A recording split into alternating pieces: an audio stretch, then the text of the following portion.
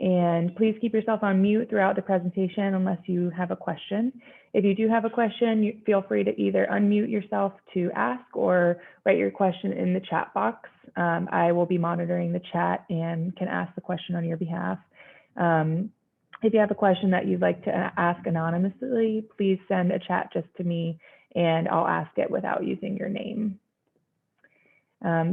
Just a word on content. So the content and discussion in the presentation today will necessarily engage with issues of human trafficking, which can include sexual and physical abuse.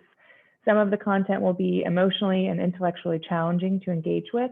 Myself, the other moderators, our presenters, and all others who are speaking will all do our best to make this virtual meeting a space where we can engage bravely, empathetically, and thoughtfully with difficult content throughout the symposium.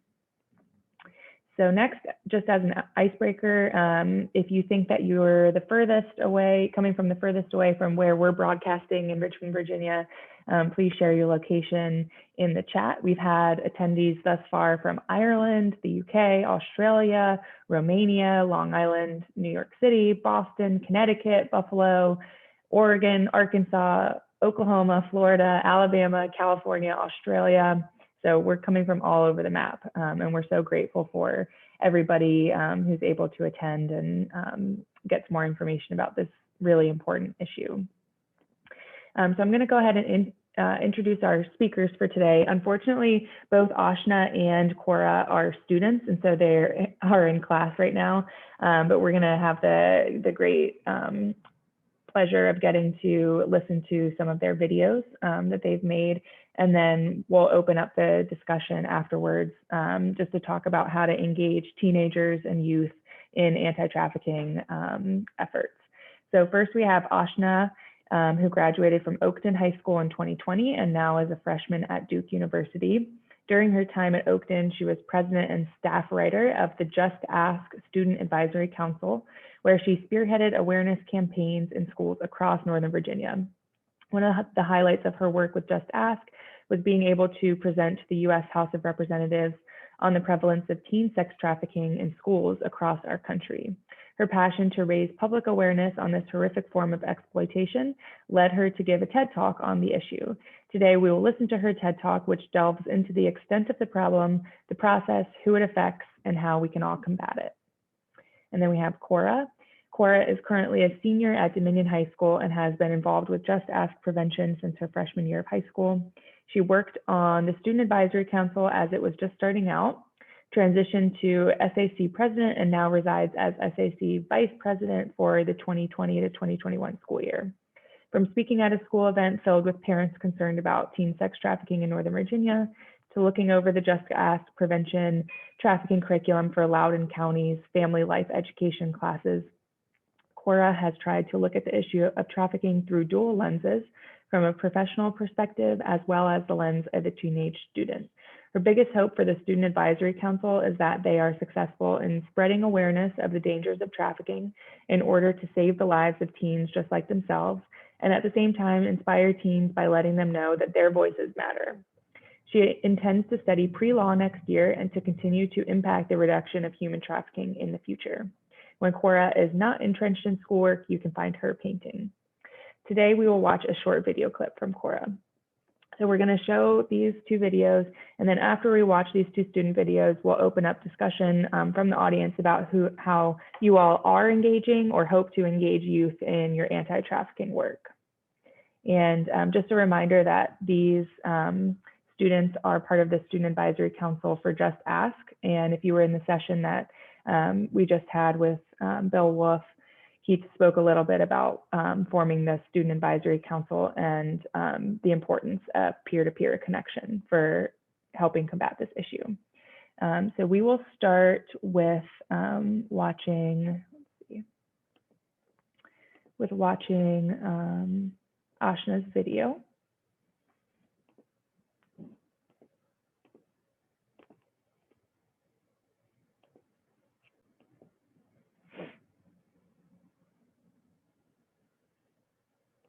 Good? Yeah. Okay. Hi, my name is Ashna Sani, and today I will be talking about human trafficking.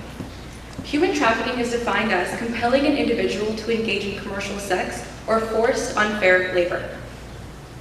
A sex trafficker is someone who profits off of someone exchanging sexual acts in favor of a value, anything of value, like money, food, drugs, or somewhere to stay.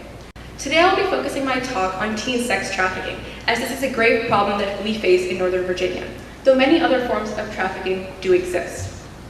When I say the words human trafficking, the first two images that often pop into people's minds are images like these. But this provides a slightly distorted vision of what human trafficking actually looks like. An actual victim may look like something like this. A girl who goes to your school, someone you might see every day. Even though human trafficking seems like a distant problem that only afflicts developing countries, it is very much a present issue in Northern Virginia. In fact, in 2012, there were 92 cases of human trafficking reported in Northern Virginia, and in 2017, there were 156. Out of these 156, 109 were sex trafficking. That's 70%. However, this problem is not only on the rise in Northern Virginia. It is the second largest criminal enterprise in the world, second only to drug trafficking. It is a $150 billion industry annually. When I say the words trafficking, it implies abduction or movement across borders. And though this is true, many victims are trafficked where they live in their own homes. They may be still going to school and seem fine to the outside world. Most trafficking victims go to school every day and sleep in their own beds. The trafficking occurs when they get out of school until maybe 8 or 9, and parents don't even realize their child is being exploited. Victims aren't bound by chains or ropes as people often perceive, but are instead bound by their dependence on a trafficker. So what does a trafficker look like? A trafficker can be a part of a gang like MS-13 or the Crips. They can even be potential employers like modeling scouts or significant others who may seem older. They can also be someone the victim really trusts, like a parent or another family member. So the process of trafficking can be broken down in 3 steps. There's recruitment, connection, and entrapment. First, traffickers look for victims when they're alone and isolated from adults. This could be at a bus stop, at a school, a mall, or even on the newest platform of social media. After traffickers find their victim, they start to form a connection. They feign an interest in their lives and pretend to be romantically interested in them and give them presents so they feel the attention. After this, they slowly introduce what is actually meant to happen. It may start off as something small, like dancing for friends at a bar or a club, and slowly turn into sexual favors. Hey, I bought you all these amazing things, you have to pay me back. After the trafficker has made a connection, they start the entrapment by making the victim dependent on them with drugs, alcohol, and blackmail. They threaten with the release of intimate pictures or videos that might have been taken under the influence of drugs and alcohol, and this keeps victims from speaking out against their trafficker and leaving the process altogether. As shown by the proliferation of social media over the past 2 decades, it's clear to see why teens are at the forefront and the target of this issue. In fact, in Northern Virginia, the average age of the trafficked victim is 15 to 18 years old. Social media is used to entrap victims and keep them under the thumb of traffickers, as its ability to make us hyper-connected has allowed strangers the access to youth by pretending to be potential significant others on popular apps like Instagram, Snapchat, or Twitter, or even modeling scouts and potential employers on apps like Facebook. In fact, in 2017, 8% of all online sex traffic victims were tied to sex ads on Facebook. 32% of victims in 2017 in the survey stated that their social media was stalked and monitored by their traffickers. 18% stated that their social media accounts were hacked even after they left the trafficking ring. Knowing this, it is imperative that we who are being targeted know how to practice safe social media practices, like making sure your accounts are private, you don't respond to or text anyone you don't know, and don't reveal personal information to strangers. Sexual assault and sexual violence is often synonymous with sex trafficking. Sexual violence is any sexual act in which a consent is not freely obtained or received. Traffickers use fear and intimidation to coerce these young, impressionable youth to perform such acts that can scar them mentally and physically for life. In fact, studies have found that substance abuse rates can increase 3 to 4 times when a child has been sexually abused at a young age. There's also increased mental health problems like depression, anxiety, disassociation, sleep disorders that can all ultimately lead to self-harm. Children are also exposed to STDs like HIV and AIDS. Given that the average age for a child to enter forced prostitution is 12 to 14 years old, and most children die within 7 years of their first sexual interaction, very few children actually make it to adulthood. But the impacts of human trafficking go beyond this. This is the physical effects of exploitation of a teenager over 18 months. But victims are also crippled economically. This is because victims are often, as I stated before, addicted to drugs and alcohol that increase their hospitalization and medical bills, as well as the need for expensive treatment programs. They have also have interruption of schooling, as well as criminalization. In fact, 90% of victims had a criminal record that prevented them from gaining employment and from obtaining housing. This inhibits victims who have left trafficking to build stable lives with stable jobs. So, as I stated before, a victim can be anyone. So what do they look like? They can be part of any race, any gender, any social, economic class, any status. But there are a few things that traffickers hone in on, like vulnerable victims who don't have a lot of friends, feel outcast in their communities, don't have a good relationship with their parents, and are looking for a relationship with older individuals. This is so that it is easier to make them completely dependent on the traffickers, so they are the only constant in their lives. Before I conclude my talk, there are a few facts that are important to reinstitute and state again. First, Virginia ranked 15th in the United States in 2017 as having the most human trafficking cases found. It is a huge problem and it happens here. Next, only 1% of all human trafficking victims actually make it out of the ring, only 1%. And though the information I have spoken about tonight has seemed overwhelming and the problem may seem insurmountable, there are things that we can all do to solve it. First, it's important to recognize warning signs from your friends. If you see changes in behavior, if they seem to have fluctuations in their weight, they seem to withdraw from your friend group, revolve around one person constantly, seem to be hurt. Second, it is also important to report these things to a professional. Talking to organizations like Just Ask that work alongside victims to help them is incredibly important because very few cases in Virginia are actually prosecuted and taken to court. Next, it's important to understand that even though social media can work against us, its ability to make us hyper-connected can work in our favor. 19% of victims said that social media aided in their escape. We can also use social media to spread the word, share facts online, and stories of hope to reclaim the narrative. So I challenge you all today to tell 3 people one fact that you learned during my presentation to increase the awareness and keep talking about this issue. Thank you.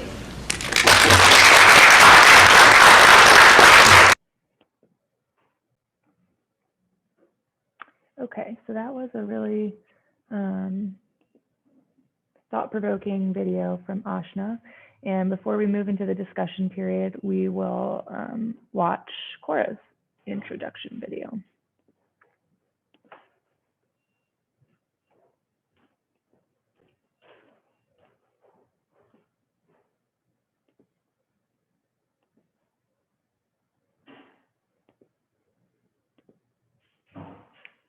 My name is Cora, and I am the Vice President of the Student Advisory Council at Just Ask Prevention.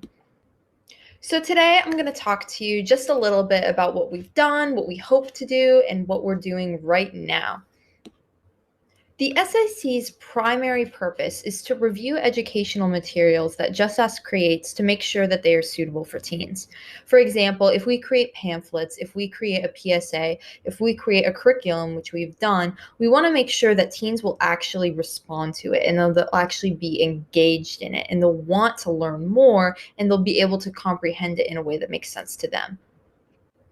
For example, something that we've done that I'm extremely proud of is help to develop the curriculum for family life education that talks about human trafficking. We developed it for Fairfax Public Schools, Loudoun County Public Schools, my own school district, and it was actually rolled out for the first time in LCPS just a few years ago. The SAC helped to review this curriculum and make sure that if it was taught in a classroom, teenagers would be able to stay interested and engaged and that it simply wouldn't just go over their heads. Because when it comes to education about human trafficking, this really is a life or death situation. Children need to be able to understand the material given to them and not just understand it, but genuinely be interested and engaged in order for it to make the impact that is needed.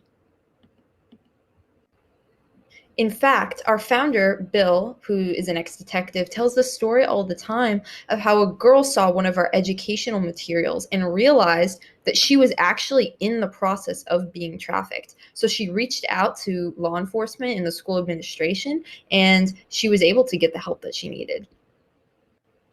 So as you can see, education truly is key when it comes to fighting human trafficking, and we have done that in multiple ways. The SAC also helps to host the annual Youth Cares Conference, a conference in which we invite students and their parents to come and listen to experts in the field of human trafficking, whether that be law enforcement, people in the legal field, or sometimes even human trafficking survivors themselves who want to share their story.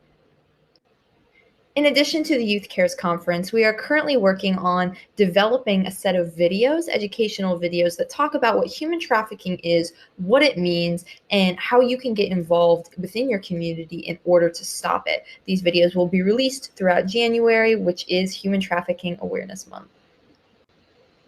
The SAC, myself included, have also spoken at public events. I actually gave a public speech at Stonebridge High School in which I talked about the demand versus supply concept, in which people are so focused on the quote unquote supply of human trafficking. How do we respond to victims? How do we fix this problem? How do we stop the traffickers? But no one talks about the demand, which is the demand for underage rape, essentially. So how do we stop that demand? How do we as a culture fix that problem? And that is probably the most complicated question you could possibly bring up in regards to human trafficking. And it's something that we as an SAC, as teenagers, try and think about every day. What is in our culture, in our society that is creating this demand, and how can we stop it? Now, at this point, you're probably wondering, what can I do to help? How can I help fight human trafficking? The answer is sometimes the most important things to do are also the simplest. When you see an older man leave a hotel with a younger girl, say something. When you see a girl at school with bruises on her arm who always seems tired, say something. You have no clue what people are going through, and if you're wrong, well, that's better than you being right and having not said anything. So it's important to speak up, but it's also important to be involved in your community. Traffickers prey on people who are vulnerable individually. They don't look for things like race, gender, sexuality. Those things don't matter to them as much as individual vulnerability. So when kids are sitting alone at lunch, when kids aren't involved in activities, when people are isolated from society, those are the kinds of people that traffickers look for. So things you can do to fight human trafficking doesn't necessarily have to be related to human trafficking. You could be kind to someone. You could make sure that everyone in your school is involved in the community at some point. You can help to improve counselors at your local schools so that they're always reaching out to kids. There are countless ways that you can help fight human trafficking. But one of the ways that you can definitely help is by reaching out to us at Just Ask Prevention, and specifically the Student Advisory Council. Young or old, freshman student in high school, or medical student in grad school, everyone is welcome at Just Ask Prevention because we need as many people as we can to help fight human trafficking. Please reach me at my contact information if you want to learn more about the SAC or if you want to learn how to get involved. Thank you so much for your time and have a wonderful day.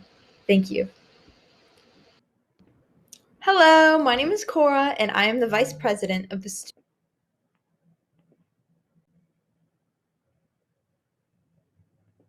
Okay, so I want to give a virtual thanks to both of those just wonderfully poised and mature young women, way more well-spoken than I ever was at that age or now. And I just want to also open up the discussion now about how we can engage young people, especially in high school, in discussing the issue of human trafficking, discussing safe versus unsafe relationships, different warning signs, and affecting things further upstream with the prevention piece.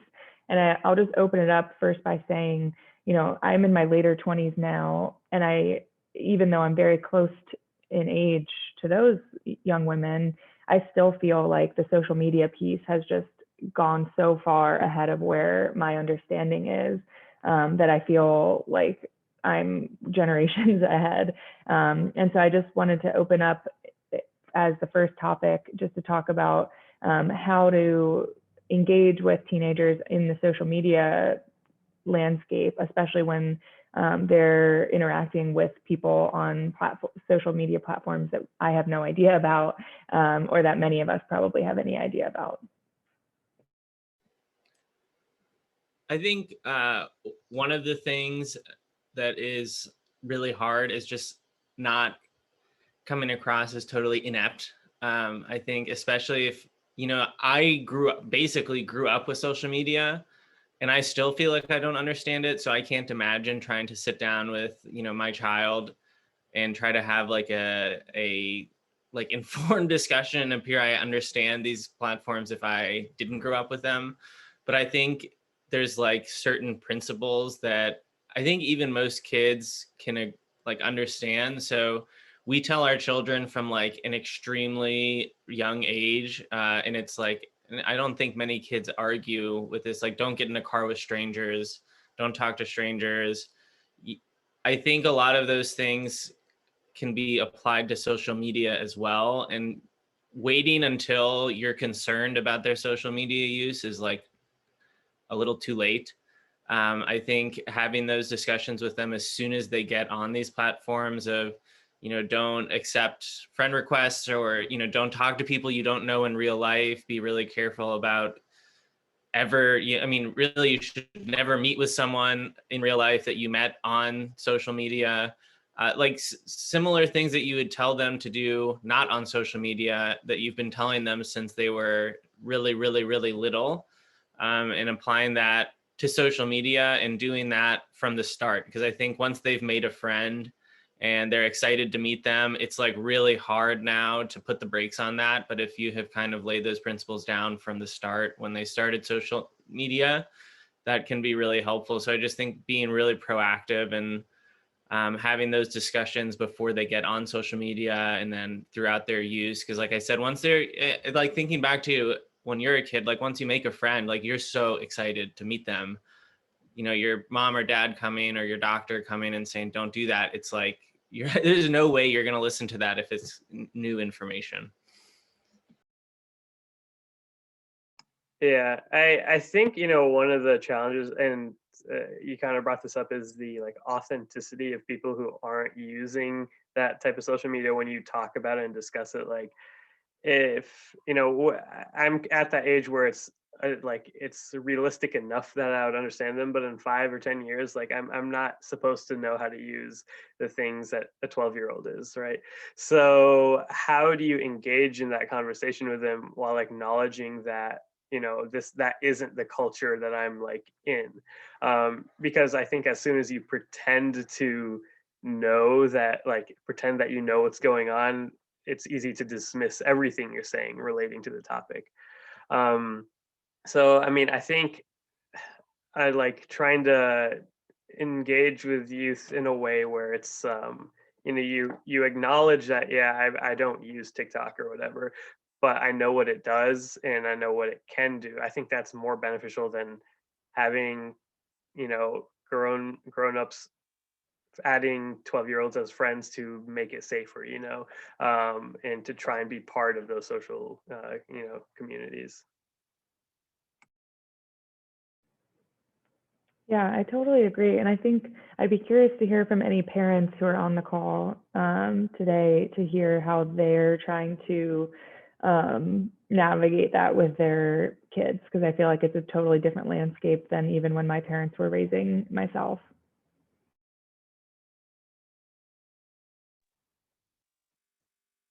I'll go.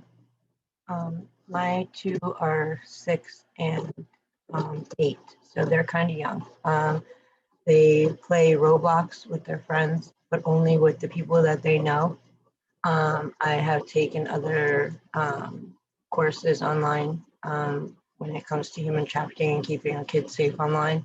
And Roblox is one of the biggest games that they were having a problem with, where some of the rooms are being taken over by or made by traffickers. And so I just like made my kids aware, like, hey, if it's not someone that you know, don't talk to them. Like, and if for somehow, some way they got through the parental controls, you don't want to talk to them. They're obviously bad people because they went around what mommy and daddy are trying to do, you know? So they know not to talk to strangers, obviously, whether they're in person or online. And I told them online strangers are worse because you don't know where they are.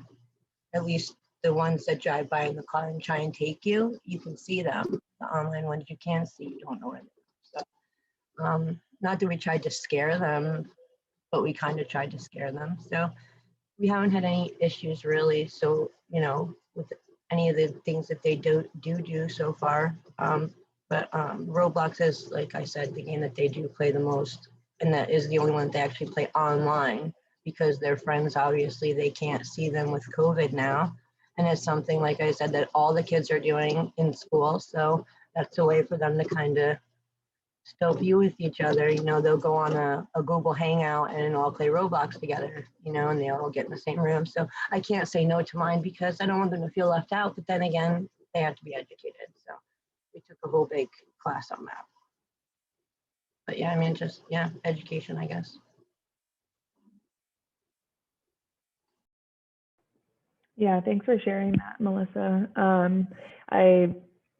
I just can't imagine being a parent at this point and trying to navigate it, especially for people who didn't grow up with social media and with technology as such an integral part of their daily life. So yeah, it's a lot. I'm curious what other people have to say as well, both parents and non-parents. Yeah, hey guys, I'm Bobby. I'm a medical student at VCU as well. I'm not a parent, so I can't speak to that perspective, but I can definitely give my anecdote a little bit about growing up in the era of, I can remember back in like elementary school, middle school, like the first advent of MySpace was huge. You want to get a MySpace page and connect with all your friends. That was like a big deal to really have that and have that virtual connection. And back then, I think there weren't as well established infrastructure for trafficking in those platforms. So I think when you get introduced to this back in the day, my parents, I can remember just they gave me the basic, be wary of strangers, but there was no explicit, like, now you're in the internet realm. So this is a whole new danger that you potentially have to face. So again, I'm not a parent, but I would imagine that nowadays we know the threats that are present on the internet too. And I think as was mentioned before too, education of your child, having that one-on-one conversation with them about, it's good to have those connections, but you also have to be wary of another threat entirely that's developed over the past 10, 20 years. It's so brand new. So I also wanted to talk about, I think Celeste mentioned in the chat a very interesting point about the advent of kind of online dating and dating apps. I'd be not surprised at all if traffickers were trying to use, the Tinders, the Bumbles, the Hinge, all these dating apps that are really designed to get people together. And there is kind of just that sexual undertone of it just because it's a dating app. So, talking about these victims or the individuals that traffickers target being the more vulnerable folks, I can imagine if you're that high schooler or whatever age group that's on a dating app trying to find companionship that way, that's an easy target for you. So I'm curious if, any of these big dating apps have taken any challenges or taken any movements to kind of combat human trafficking in that way too. I know that certainly they encourage reporting if there's any suspicious behavior or anything like that too, but I can imagine even dating apps now would be a great avenue for traffickers to utilize for vulnerable populations.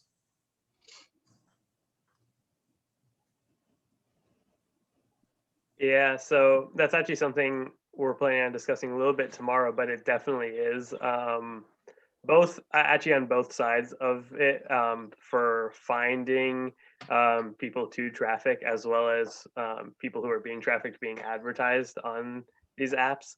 I don't think there's a lot of good data on it because of how new it is and how hard it is to differentiate between a real profile, a trafficked profile, and just like a computer. But it's an increasingly concerning issue because it's a way to like get at the vulnerability of individuals. And I think that's like what a lot of social media has done. I think one of the interesting things is that when I was growing up, the rule of thumb was you never use your real name on social media. They're always usernames, and now it's the opposite of that. I have to use my full first and last name on everything, and but people are just as open with everything as they were 15 years ago. So our vulnerabilities that we post on our Facebook page, or our sort of, you know, personal information that we people post on like dating apps, all that's out there and easy to access and easy to tie to an individual. So I think it's this challenge to like, how do we like kind of reconcile that? How do we deal with that appropriately?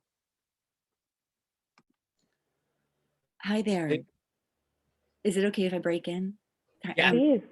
Thank you. My name is Sue Marguerite, and I'm joining as an author of a children's book. And I'm a parent, but my kids now are 25 and 22. And one of the big things that I saw missing was when my kids were younger, I taught them, that was the advent of MySpace and then Facebook, and they were on Restaurant This and the Igloo one and the all of that.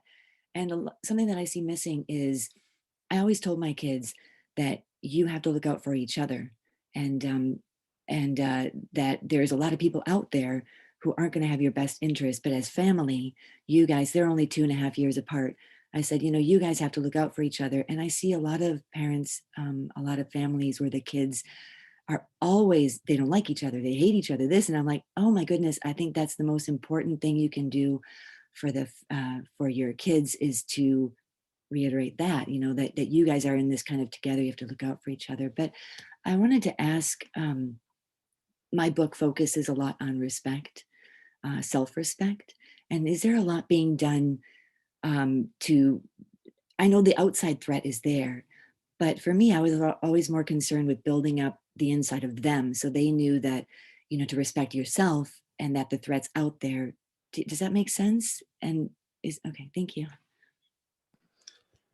Yeah, I think in the chat yesterday, one of the things Dr. Rigby and I were mentioning or discussing is, so we talk a lot about vulnerable populations that are kind of like almost waiting to be trafficked, in that their lives are so distraught and they're dealing with so many things that, like, as soon as one person comes in and kind of very deceptively paints like, I'm going to give you a better life, it is like so appealing. And that when we talk about prevention, especially amongst children, so much of it is going to be about building better families and better communities so that children don't feel like they're, desperate for a way out to some other kind of life, that they're happy where they are. But I think one of the points I wanted to make is that how many of us came from great families with, great parents, and have made like a romantic mistake, that we were with a partner that maybe wasn't the best, or in an unhealthy relationship, that to some extent, like, being young is a vulnerability. And that I think a lot of people that come from great families at 16 are totally vulnerable to a trafficker coming in and saying, I'm going to give you all these nice things, and I'm going to tell you all these nice things, and all those things at home can make you more vulnerable. But a lot of us at 16 would have been vulnerable to this. And so one of the things Dr. Rigby mentioned is, like, it is a lot about self-esteem, that when you have really high self-esteem and somebody says, well, I'm going to take you out of your home and we're going to go on a trip. If you have really high self-esteem and belief in yourself, you're comfortable saying, no, I don't want to do that. So I totally agree with you, kind of building up a child's self-esteem so that they don't have the need to just like go along with whatever their, partner or imagined partner, really trafficker, is suggesting. And I do totally agree that a lot of that comes down to self-esteem and self-confidence and your ability and comfort in saying, like, no, I don't want to do that. Because that's hard for all teenagers that want to be loved. And I think that applies to most teenagers. So it is a really hard thing. Yeah, I agree with all that, David. There are prevention programs out there that include strengthening a child's confidence, self-esteem. I know there are several, and if you just put your email in the chat box, I can send you to these programs, which I like. I really like these programs that do center on building confidence and self-esteem, giving the kids the tools to make the right choice if they encounter a situation that's sketchy. I do agree that many programs do not include that component. And I think it's crucially, and it's just so foundational. Yeah, I totally agree. And Faye, I think I'm echoing a little bit. Do you mind muting? But I think that another big way is to get kids involved, either in theater or sports or some kind of program where they're giving back to people. I think that that can really also generate self-respect. I think when we talk about education and prevention, one of the things that's worth mentioning is we touched a little bit about this for those of you that were in the last session, how hard it is, like how hard of a sell it is to get schools to agree to let us talk about it. And I think one of the statistics that's like really alarming to me is that when you survey people that are involved in sex work, the average age of entry into that is 12 to 14, which is not sex work, that's human trafficking. There is no child sex work. But what that means is if you even go to a high school classroom and say, we're going to teach you about what human trafficking looks like so that you know what to say no to, you are already behind because the average age of entry into that is 12 to 14. And there are areas of, we're in Virginia, this program is in Virginia, and there are areas of our own state where they still use abstinence only sex education. I rotated on the Eastern Shore and they have some of the highest rates of teenage gonorrhea and chlamydia in the state. And unsurprisingly, they are also one of the few areas of the state still insisting on abstinence only education. So when you have like a situation where the school board won't let you teach what I think is kind of the standard of sex ed throughout most of the country, coming to them and saying, I want to talk to your middle schoolers about human trafficking, that's like totally foreign to a lot of these school boards. And I think that is an area where parents can be have a very big impact. And I hate that the onus is being placed on our kids and our parents. This is like so unfair that we're tasking our children with being educated and tasking our parents with like, parents should not have to talk the school board into this. This should be like common sense. But I do think in a lot of these areas where it's not part of the education, one of the concerns is like parents are not going to like this or parents are going to be upset. And I think the more parents are actively voicing that they want these things in the schools, the easier it's going to be to kind of sell that to the school districts. So it's just like a piece on education. Melissa, I think that you wrote in the chat about being part of the Youth Coalition at World Week. Would you mind speaking to that? Yeah, so I'm part of the outreach program for World We Youth Coalition. It's World Without Exploitation. And we're putting together, like we draft emails to, get the school board, whether it be at high schools, middle schools, colleges, to get us to come and teach the curriculum that we have on trying to put a stop to human trafficking. We do a whole bunch of webinars. Once a month, we try and host a webinar or a Zoom where we have people talk. We've had Ann Matheson. We have a big one coming up February 4th for the New York Equality Model Panel with Christian Eduardo, Esperanza.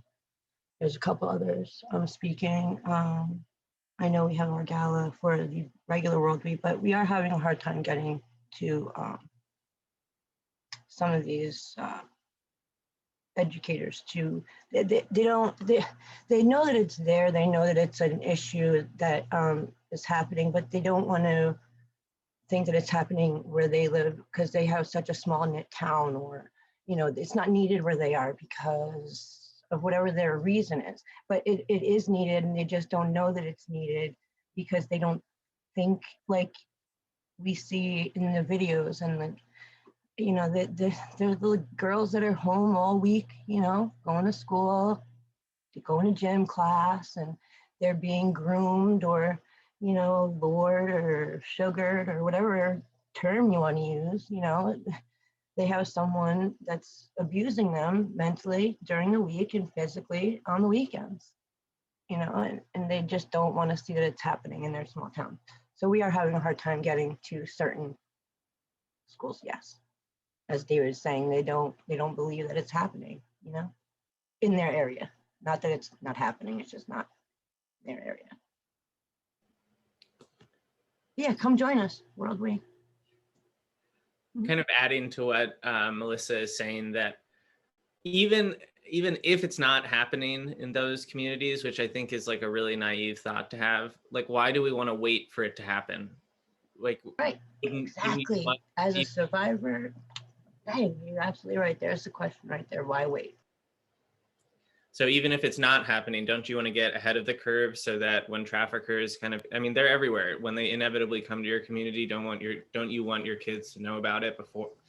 Like, do you want to wait for 10 kids to be trafficked in your small town for you to now start talking about it?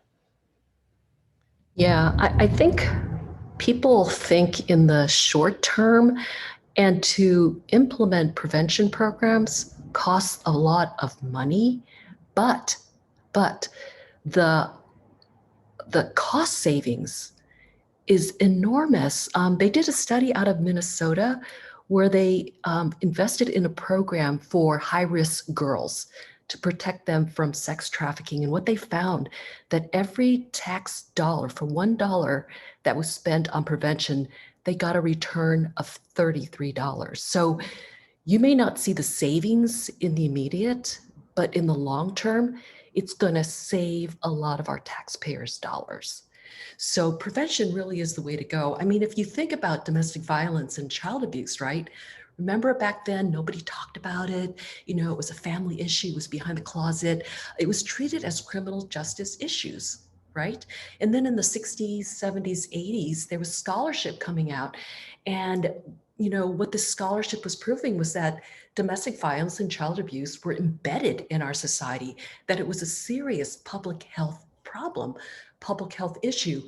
So when criminal justice and other leaders, other public leaders started to realize the scope of the problem and how it was embedded, and began to understand domestic violence and child abuse as public health issues, and medical professionals and medical organizations coming forward and claiming that these two crimes were public health issues, particularly ACOG, the American College of Obstetrics and Gynecology, in 1982 came forward and said, domestic violence is a public health issue.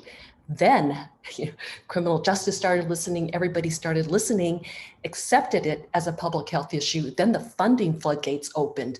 And now we have all the programs that we have because it was accepted as a public health issue.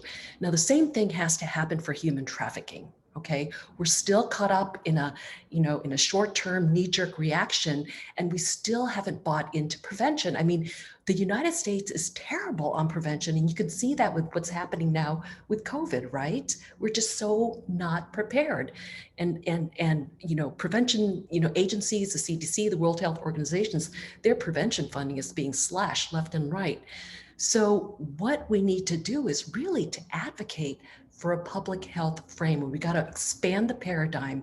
We got to include criminal justice in the public health framing so that policy and funding will be directed in such a way that an equal amount of money will be going uphill as it is going to downhill solutions.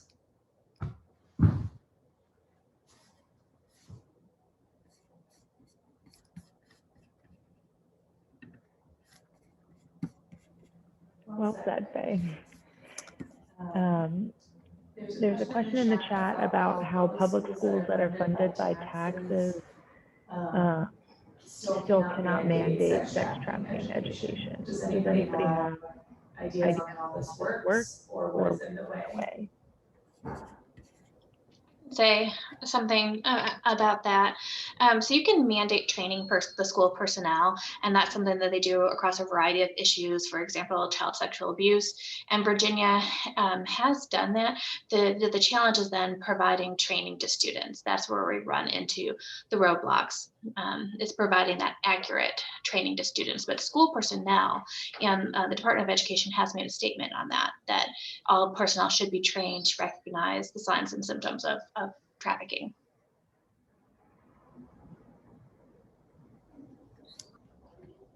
I believe the Virginia Department of Education is working on a teen trafficking prevention curriculum, which is going to be rolled out probably in the next year or two.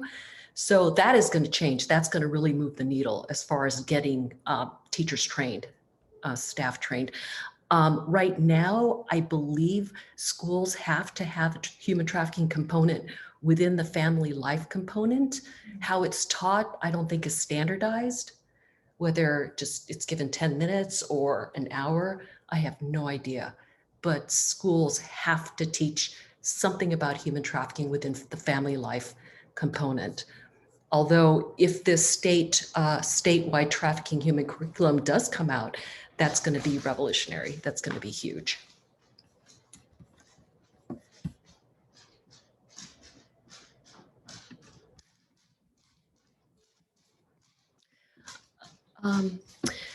This is Faye again. I don't want to take up the whole space. Anybody else have any, oh my gosh, it's already 12:18. Oh, when's our next session? Is it 12:45? Okay, I want to read something by Holly A. Smith. I don't know if you're familiar with her, but I put her website in the chat box. She is a survivor of domestic sex trafficking, and she wrote a book called Walking Prey: How America's Youth Are Vulnerable to Sex Trafficking. She gave this phenomenal address to school staff, and I wanted to share an excerpt from this talk.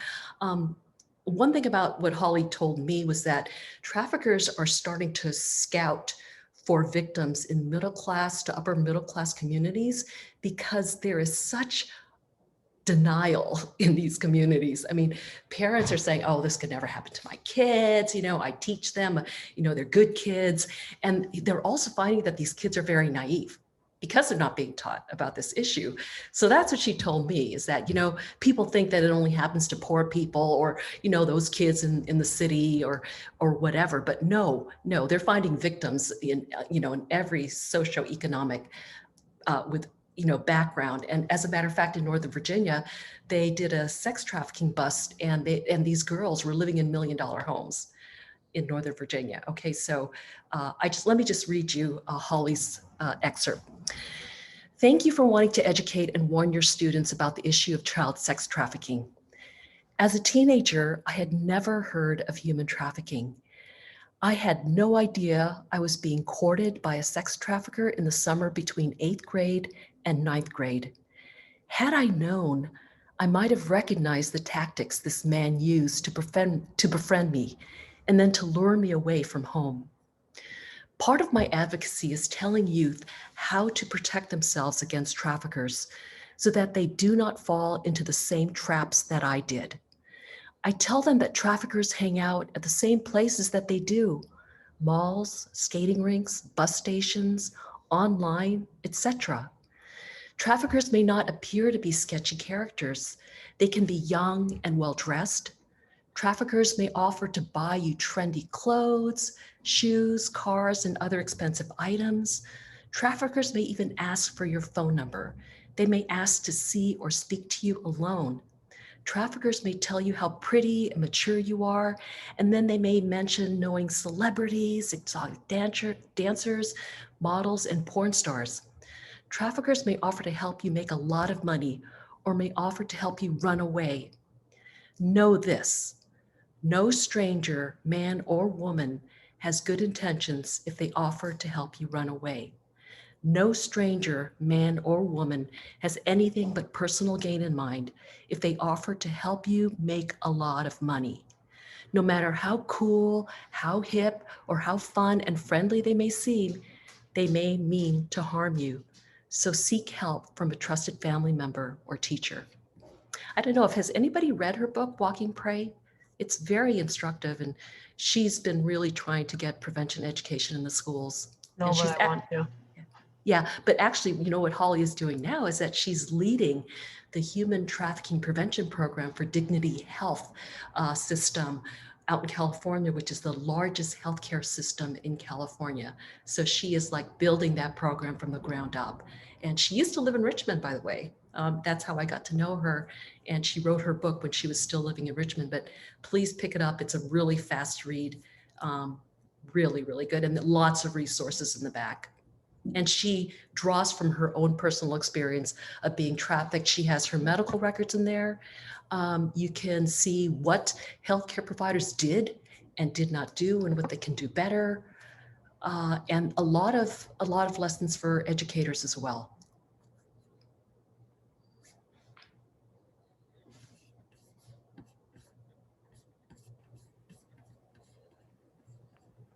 Thanks, Faye. Does anybody else have any remarks that they wanted to bring up before we close?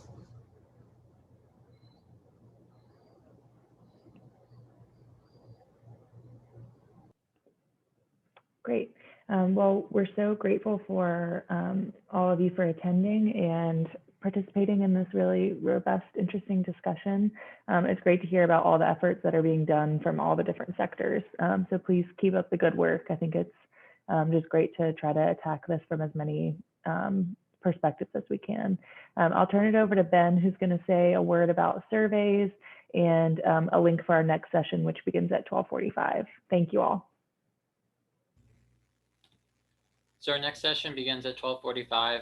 Gurgis will put a link to the Zoom in the chat so that you can go ahead and copy and paste it into the next session. You can also check your email from an email from Faye or Eventbrite with the link to the next session. If this is the last session you plan to attend with us, it would be great if you could please fill out the survey. Your feedback helps us improve this symposium each year. You can either check the chat for the link to the feedback survey, or you can scan the QR code with your phone. Thank you.